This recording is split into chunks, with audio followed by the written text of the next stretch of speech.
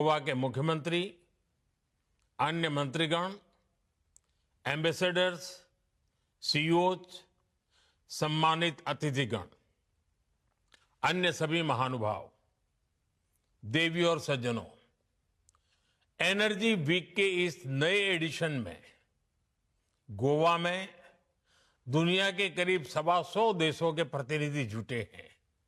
आप एक energy secure और सस्टेनेबल फ्यूचर पर चर्चा करने भारत आए हैं। मैं आप सभी का स्वागत करता हूं, अभिनंदन करता हूं। साथियों, इंडिया एनर्जी वीक बहुत ही कम समय में डायलॉग और एक्शन का एक ग्लोबल प्लेटफॉर्म बनकर उभरा है। आज एनर्जी सेक्टर के लिए भारत बहुत बड़े अवसरों की धरती है। भारत दुनिया की फास्टेस्ट ग्रोइंग मेजर इकोनॉमी है, यानी हमारे यहां एनर्जी प्रोडक्ट्स की डिमांड लगातार बढ़ रही है। इसके अलावा भारत दुनिया की डिमांड पूरी करने के लिए भी बेहतरीन अवसर उपलब्ध करता है। आज हम दुनिया में पेट्रोलियम प्रोडक्ट्स के टॉप 5 एक्सपोर्टर्स में से एक हैं। दुनिया के 150 से ज्यादा देशों तक हमारी एक्सपोर्ट कवरेज है और भारत की ये क्षमता आपके बहुत काम आने वाली है। इसलिए एनर्जी वीक का ये प्लेटफॉर्म हमारी पार्टनरशिप को एक्सप्लोर करने का बहुत ही उत्तम स्थान है।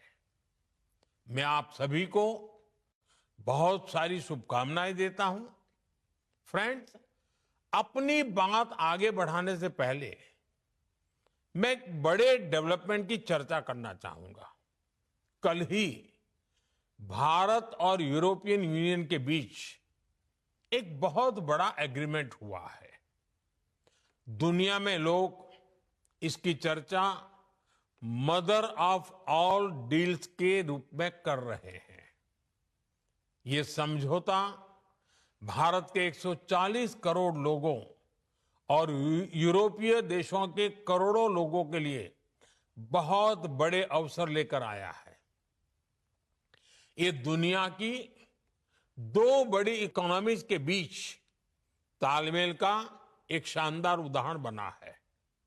ये समझौता ग्लोबल जीडीपी के करीब 25% और ग्लोबल ट्रेड के करीब 1/3 हिस्से को रिप्रेजेंट करता है। ये समझौता ट्रेड के साथ साथ डेमोक्रेसी और रूल ऑफ लॉ के प्रति हमारे शेयर्ड कमिटमेंट को भी सशक्त करता है। साथियों, ईयू के साथ हुआ ये फ्री ट्रेड एग्रीमेंट ब्रिटेन और एप्टा समझौतों को भी कॉम्प्लीमेंट करेगा। इससे ट्रेड और ग्लोबल सप्लाई चेन दोनों को मजबूती मिलेगी। मैं भारत के नौजवानों को, सभी देशवासियों को इसके लिए बहुत बहुत बधाई देता हूं। मैं textile, James and jewellery, leather and shoes ऐसे हर सेक्टर से जुड़े साथियों को भी बधाई देता हूं। ये समझौता आपके लिए बहुत सहायक सिद्ध होगा।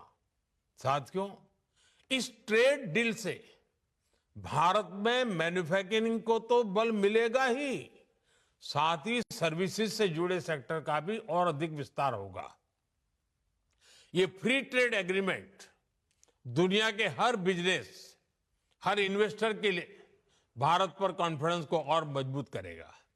साथियों, भारत आज हर सेक्टर में ग्लोबल पार्टनरशिप पर बहुत अधिक काम कर रहा है। मैं अगर एनर्जी सेक्टर की ही चर्चा करूं तो यहां एनर्जी वैल्यू चेन से जुड़े हुए अलग अलग क्षेत्रों में निवेश की बहुत संभावनाएं हैं। आप एक्सप्लोरेशन का ही क्षेत्र ले लीजिए। भारत ने अपने एक्सप्लोरेशन सेक्टर को काफी ओपन कर दिया है।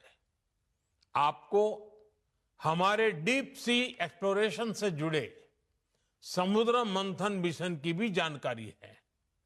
हम इस दशक के अंत तक अपने ऑयल एंड गैस सेक्टर में इन्वेस्टमेंट को $100 बिलियन तक ले जाने का प्रयास कर रहे हैं। हमारा लक्ष्य एक्सप्लोरेशन के दायरे को भी 1 मिलियन स्क्वायर किलोमीटर तक विस्तार करने का है। इसी सोच के साथ हमारे यहां 170 से अधिक ब्लॉक्स को अवार्ड किया जा चुका है। अंडमान निकोबार का बेसिन भी हमारी नेक्स्ट हाइड्रोकार्बन हब बन रहा है। साथियों, हमने एक्सप्लोरेशन सेक्टर में काफी रिफॉर्म्स भी किए हैं। नो गो एरिया बहुत कम कर दिया गया है। इंडिया एनर्जी वीक के पिछले एडिशंस में आपको भी जो भी सुझाव थे, आपने जो कुछ भी कहा, उनके अनुसार हमने अपने एक्ट्स और रूल्स में भी बदलाव किए हैं। यदि आप एक्सप्लोरेशन सेक्टर में इन्वेस्ट करते हैं तो आपकी कंपनी की प्रॉफिटेबिलिटी बढ़ना तय है। साथियों, भारत की एक और विशेषता है जो है एनर्जी सेक्टर में इन्वेस्टमेंट को बहुत फायदेमंद बनाता है। हमारे यहां बहुत बड़ी रिफाइनिंग कैपेसिटी मौजूद है। हम रिफाइनिंग कैपेसिटी के मामले में विश्व में दूसरे स्थान पर है। जल्द ही हम दुनिया में पहले नंबर पर होंगे। आज भारत की रिफाइनिंग कैपेसिटी करीब 260 MMTPA की है। इसे 300 MMTPA के ऊपर ले जाने के लिए निरंतर प्रयास हो रहा है। ये इन्वेस्टर्स के लिए बहुत बड़ा एडवांटेज है। साथियों, भारत में LNG की डिमांड भी निरंतर बढ़ रही है। हमने अपनी टोटल एनर्जी डिमांड का 15% LNG से पूरा करने का लक्ष्य रखा है। इसलिए हमें LNG के पूरे वैल्यू चेन पर काम करने की आवश्यकता है। आज भारत ट्रांसपोर्टेशन पर भी बहुत बड़े स्तर पर काम कर रहा है। LNG ट्रांसपोर्टेशन के लिए जिन वेसल्स की जरूरत है, हम उन्हें भारत में ही बनाने पर काम कर रहे हैं। हाल में ही भारत में शिप बिल्डिंग के लिए 70,000 करोड़ रुपए का प्रोग्राम शुरू किया गया है। साथ ही LNG के लिए देश के पोर्ट्स पर टर्मिनल के निर्माण में भी निवेश की अनेक संभावनाएं हैं। रीगैसिफिकेशन से जुड़े प्रोजेक्ट्स में भी आपके लिए इन्वेस्ट करने की बड़ी संभावनाएं बन रही है। साथियों, LNG के ट्रांसपोर्टेशन के लिए भारत में बहुत बड़ी पाइपलाइन की भी अब जरूरत है। बीते सालों में इस पर हमने बहुत निवेश किया है, लेकिन अभी भी बहुत बड़े पैमाने पर इन्वेस्टमेंट के लिए संभावनाएं हैं। आज भारत के कई शहरों में सिटी गैस डिस्ट्रीब्यूशन का नेटवर्क पहुंच चुका है और हम तेजी से अन्य शहरों में भी इससे जोड़ रहे हैं। सिटी गैस डिस्ट्रीब्यूशन भी आपके निवेश के लिए बहुत ही आकर्षक क्षेत्र है। साथियों, भारत की इतनी बड़ी जनसंख्या है, हमारी इकोनॉमी लगातार बढ़ रही है। ऐसे भारत में पेट्रोकेमिकल प्रोडक्ट्स की डिमांड भी लगातार बढ़ने वाली है। इसलिए हमें बहुत बड़े एनर्जी इंफ्रास्ट्रक्चर की आवश्यकता होगी और इसमें भी आपका इन्वेस्टमेंट आपको बहुत ग्रोथ देगा। इन सब के अलावा भारत में डाउनस्ट्रीम एक्टिविटीज में भी आपके लिए इन्वेस्टमेंट के बहुत मौके हैं। साथियों, आज का भारत रिफॉर्म्स एक्सप्रेस पर सवार है और हर सेक्टर में तेजी से रिफॉर्म्स कर रहा है। हम डोमेस्टिक हाइड्रोकार्बन को सशक्त करने के लिए रिफॉर्म्स कर रहे हैं और ग्लोबल कोलैबोरेशन के लिए ट्रांसपेरेंट और इन्वेस्टर फ्रेंडली एनवायरनमेंट बना रहे हैं। भारत अब एनर्जी सिक्योरिटी से आगे बढ़कर एनर्जी इंडिपेंडेंस के मिशन पर काम कर रहा है। भारत एक ऐसा एनर्जी सेक्टर इकोसिस्टम डेवलप कर रहा है जो भारत की लोकल डिमांड को पूरा कर सके और एफोर्डेबल रिफाइनिंग और ट्रांसपोर्टेशन सॉल्यूशन से दुनिया के लिए एक्सपोर्ट भी बहुत ही कॉम्पिटिटिव हो।